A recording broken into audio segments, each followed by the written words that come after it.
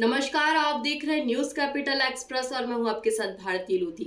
आइए रुक करते हैं आज की खास खबर की ओर। भोपाल में एएसजी आई हॉस्पिटल की दूसरी शाखा का लोकार्पण आपकी आंखों की बेहतर देखभाल के लिए ASG group of eye hospital की 160 शाखाएं 83 शहरों में है। भारत की सबसे बड़ी eye hospital chain ASG eye hospital की दूसरी शाखा भोपाल के कोहे फिजा में शुरू की गई है, जिसका शुभारंभ कल 6 अक्टूबर 2024 दिन रविवार को किया गया।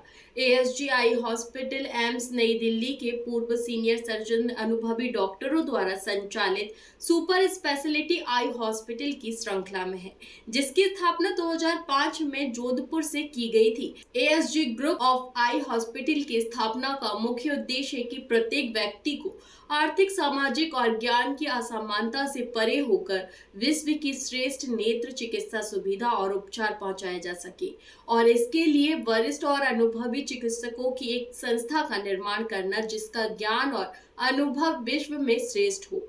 भोपाल के कोहे फिजा क्षेत्र में यह हॉस्पिटल शुरू की गई है। इस सुपर स्पेशलिटी आई हॉस्पिटल में आंखों से संबंधित सभी तरह की जटिल और असाध्य बीमारियों का निदान और उपचार एक ही छत के नीचे नेत्र चिकित्सकों द्वारा किया जाएगा।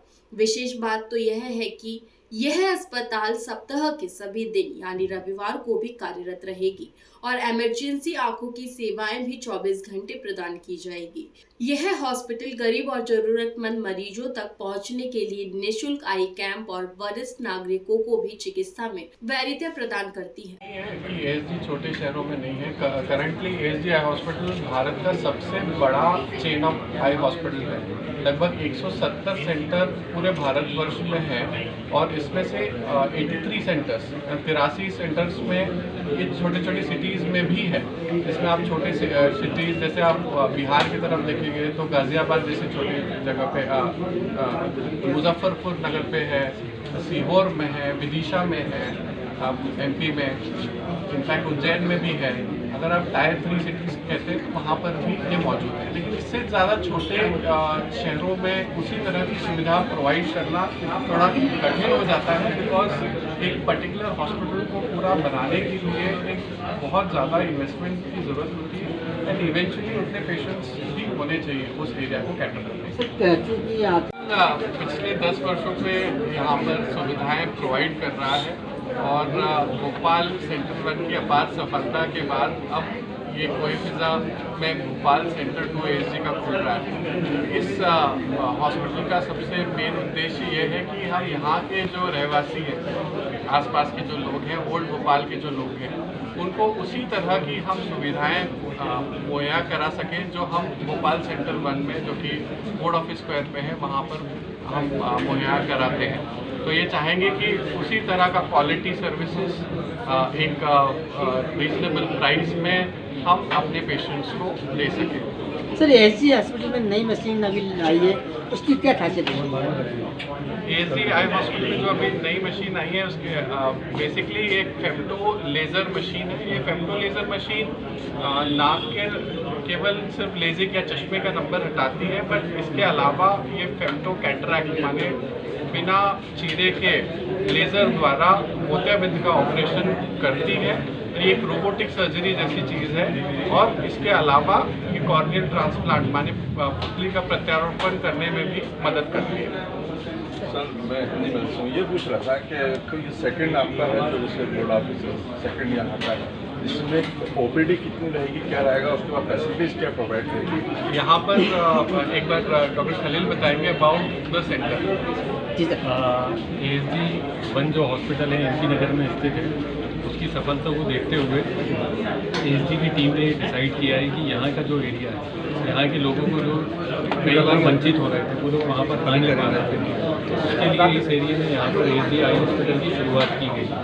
एएसजी आई हॉस्पिटल जो एमपी नगर में स्थित है, उसमें जितनी सुविधाएं हैं, सेम सुविधाएं यहाँ पर इस हॉस्पिटल में उपलब्ध रहेंगी। शुरुआत में हमारा ऐसा रहेगा कि फ्री सर्विस रहेगी ओपीडी की, और जो चार्जेस रहेंगे, जो अपने एमपी नगर में चार्जेस है, हम ये चाहेंगे कि वो थोड़े रीजनेबल रेट पर ही रहें, तो पेशेंट को उससे ज़्यादा फायदा हो। सर, अभी आप शुरू में 3 से 4 महीने उसको फ्री रखा जाएगा, ताकि लोग ओपीडी में आएँ और उसकी सुविधाओं का लाभ ले सकें। सर अभी बाकी सभी जो सुविधाएं उस हॉस्पिटल में सेम एज इट इज इस हॉस्पिटल में रहेंगी। अच्छा सर, अभी देखने में आया है कि काफ़ी डस्ट हो रही है, लोगों को काफ़ी प्रॉब्लम्स हो रही हैं, इसमें कुछ आप लोगों ने रखा है कि इस तरह के कैंप लगाएं आप लोग आगे? जी, कैंप तो एसडीआई हॉस्पिटल के लगते ही हैं, हर दिन कहीं न कहीं पर एसडीआई हॉस्पिटल का कैंप रेगुलर लगता है। और डस्ट वाला जो है उसके लिए भी यहाँ पर ओपीडी में सर्विसेज उपलब्ध है। पेशेंट जो आते हैं तो उनका प्रॉपर अच्छे से इलाज किया जाता है। रेटिना के लिए विशेषज्ञ डॉक्टर अश्विनी कुमार हैं, रेटिना के बारे में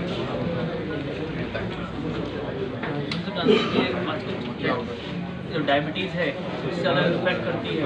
world wide most common disease time diabetes है, इस तरीके से भी से वो अफेक्ट करती है। उसमें खासकर आई सबसे कॉमन है, तो कभी दिखना कम होता है डायबिटीज़ के बारे में, तो हमारे पास सारी जाँच उपलब्ध है उसके लिए। जो इलाज चाहिए अपने पास, लेज़र, ग्रीन लेज़र कहते हैं इसको, कई तरह के इंजेक्शन होते हैं आँख लगाने वाले, सभी इंजेक्शन अवेलेबल हैं वर्ल्ड के, सब हमारे पास यहाँ पे हैं एज में और वर्ल्ड में दोनों में। और रेटिनल सर्जरी के लिए अगर पर्दा फट जाता है, कुछ होता है, तो उसके लिए ऑपरेशन की मशीन चाहिए होती है, कॉन्स्टिलेशन की वर्ल्ड की टॉप मशीन है। दोनों सेंटर्स में सेम मशीन है, यहाँ पर भी होती है। कॉन्स्टिलेशन में 20,000 कट रेट की मशीन है, तो इससे सक्सेस रेट किसी भी ऑपरेशन की बहुत गुना बढ़ जाती है। जो पुरानी मशीन है कंपेरेटिवली सक्सेस रेट बहुत ज़्यादा है, तो high accuracy of the machine, तो सब सुविधाएँ यहाँ पे उपलब्ध है। और हम पेशेंट को चाहेंगे, जितने पेशेंट हैं यहाँ पे, डायबिटीज़ बहुत कॉमन है भोपाल में खासकर, तो सबका एटलीस्ट हम अगर जाँच कर सकें कि कोई तकलीफ है तो आगे दिखाएँ, तो हम जल्दी पकड़ सकें डिजीज़ को, तो ट्रीटमेंट अच्छा हो पाएगा। सर मैं आपसे क्वेश्चन है 2050 तक दुनिया की आधी पॉपुलेशन को माइनस के चश्मे की ज़रूरत होगी। इसका मुख्य कारण है नियर एक्टिविटी। आजकल बच्चे बाहर खेलते नहीं हैं, धूप मिलती नहीं है। ज़्यादातर हम सब क्लोज चैम्बर में कम एरिया में काम कर रहे हैं। जितना नज़दीक हम रह करके चीज़ों का काम करेंगे, ये माइनस के नंबर बढ़ने का रिस्क उतना ही ज़्यादा रहता है। तो मेरा लक्ष्य यही रहेगा कि मैं कोशिश करूँ, हमारे सेंटर 1 MP नगर वाले सेंटर पर तो सारी सुविधाएँ हैं, यहाँ पर भी इस एरिया में जितने भी स्कूल्स हैं उनमें हम कोशिश करें स्क्रीनिंग कैंप लगा के बच्चों के अगर जो भी चश्मे के नंबर की रिक्वायरमेंट है वो करें। साथ में एक अवेयरनेस हमें ज़रूर एरिया में और पूरे भोपाल में और हमारे प्रदेश में फैलानी है कि जितनी कम बच्चों को मोबाइल तो बिल्कुल ज़ीरो नहीं देना चाहिए। मोबाइल बच्चों को बिल्कुल अवॉइड करना, फिजिकली कम से कम 1 घंटा आउटडोर एक्टिविटी बच्चों के लिए मस्ट बहुत ज़रूरी है। मैं डॉक्टर आशीष कुमार। फिलहाल के लिए इस खास खबर में इतना ही। देश विदेश की तमाम बड़ी खबरों को जानने के लिए देखते रहिए न्यूज़ कैपिटल एक्सप्रेस। नमस्कार।